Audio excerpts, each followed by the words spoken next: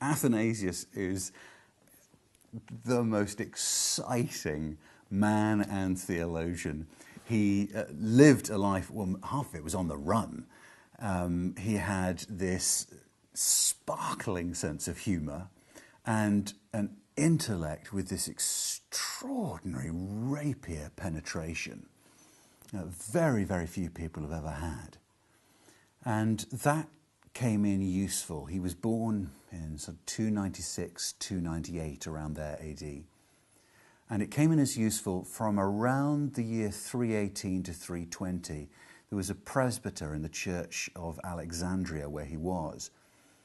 His name was Arius, who was teaching that the Son was a created being. And what Athanasius, he really dedicated the rest of his life to opposing this teaching.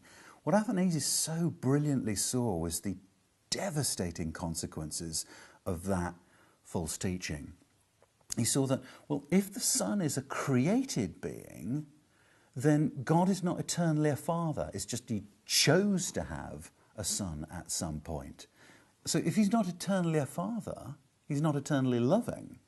He's just motivated by choosing to do things every now and again. He's not eternally loving, meaning, well, if we're made in his image, then we're not made to love God. We just choose to do the right things.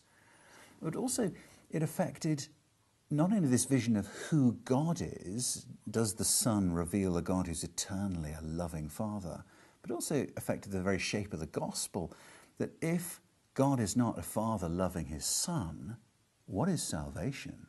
Well, it won't be adoption, but with the God who is a Father loving his Son, it means that we're brought by the Son to know the Father as our Father. Beautiful God and a sweet salvation. That's what Athanasius was standing for, and at many points in his life standing against the world for these truths. The place to start with Athanasius is definitely on the Incarnation, which is a wonderful, wonderful little treatise on Christ the Redeemer and his redemption. The version to get is the one with C.S. Lewis's introduction. So C.S. Lewis wrote this introduction, which itself is worth the price of the little book, and then Athanasius on the Incarnation afterwards for a riveting, life-transforming read.